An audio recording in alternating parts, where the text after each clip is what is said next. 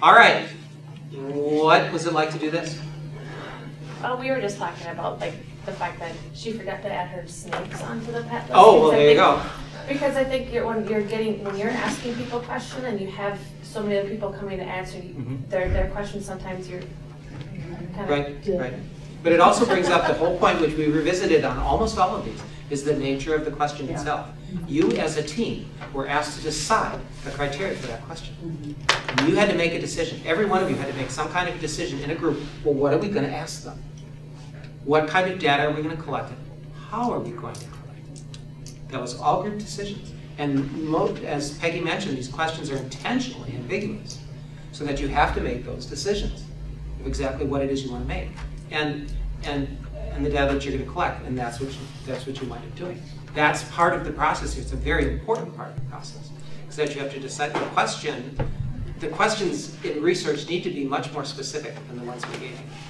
But we wanted you to make some kind of decisions as a group. Did you all? Would any of you do it differently next time? Yeah, okay, good. You're supposed to go, well, next time we do it this way, next time we do it this way, next time. And we tried to draw some of that out in the presentations. You know, and you had extensions that you could do with your question. You could extend it in some other way or gather that data. Or slice the data differently. Or slice the data differently. There's all kinds of options that you would have to do that. What does this have to do with inquiry-based teaching? What does this have to do with inquiry? Why did we have you do this? It's data collecting and things, it's part of inquiry. Yeah, absolutely. Data. Right. How not to write a question. What's that? How not to write a question. How not to write a question. Right? That might be a very good activity. Recording the data that you get after Right. an investigation. Analyzing data, deciding on presentation parts of it. Creating a new way to go, like a new question to form. Right. Extending your investigation in some other way. You shall come up with that. Not that you necessarily have to do it, but we should write that down. I ask all of you to write that down in your journals. What would be your extension question? What would you do next? Very important step. These are all elements of inquiry. What other ones? Another thing might be, as each group is presenting, you're kind of thinking about, well, I would have maybe done it this way or done, so you're still looking at kind of a different way to look at it. Right, and I would hope, and we did have a peer review here, and I would encourage more of those discussions. What students, you would ask the students, well, what would you change if you did this? What do you think of this presentation? Did they calculate the median correctly? And all those kinds of things. So it's a peer review.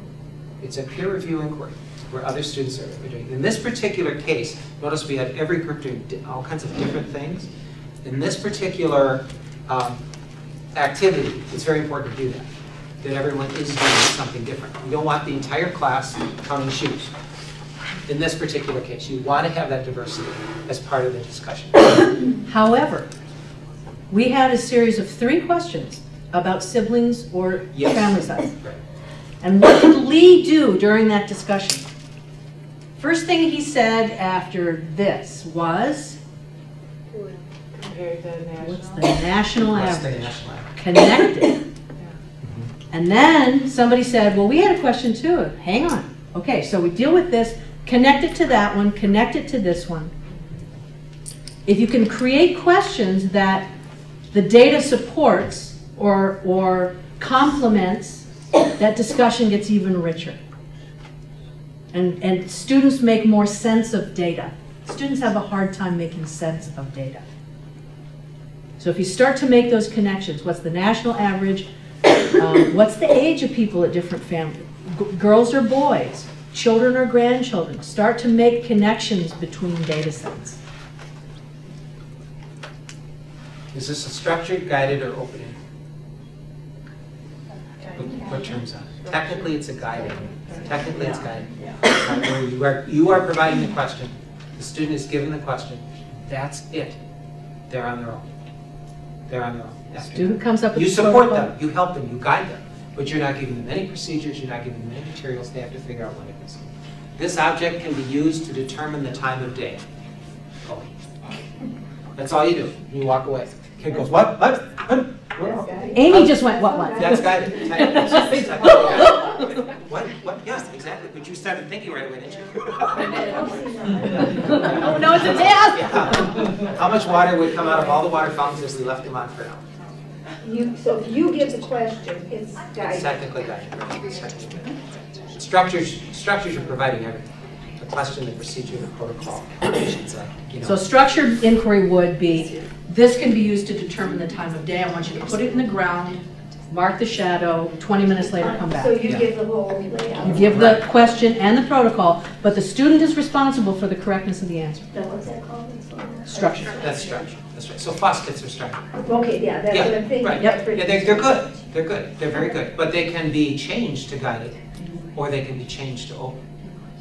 Depending on what you're Now, going the to full do. inquiry then is, That's all. Student has the That's- question, student has the protocol, student has the correctness well, of yeah, the but answer. when you, like if our area study is sound, Mhm.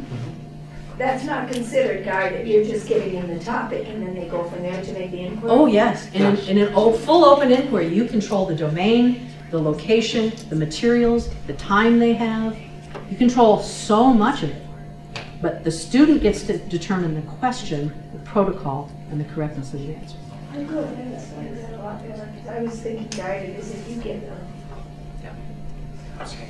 Yeah, we could do a chart on that. I Yeah. thought we did a chart. We We did a chart. Yeah, we did a chart. Oh, that's one thing we forgot. The chart. The Yeah, chart. we forgot to do the chart. So, how would this differ if this were a room of 100 people? We've done this with a room of 100 people. Oh. How does it differ? It's a little longer. I think estimating would be. You're estimating. A lot of estimating. Yes. Okay. Sampling. You're doing sampling. You're doing, because you cannot talk to everybody. No. You cannot get, so you're taking a sample. So you take a random stratified sample, and then you'll get data. Here, we could get data from everyone, but in a large room, you cannot, and that gets to the sampling part. So in this particular case, the inquiry comes from the fact that you are responsible for almost everything except the question. You have to do everything. You have to figure that all out yourself. And that whole system of developing those skills of problem solving and decision making and data collecting and protocol development, those are all those skills you want students to develop over time. Yes? When we started this, you said this was a math Yeah. inquiry.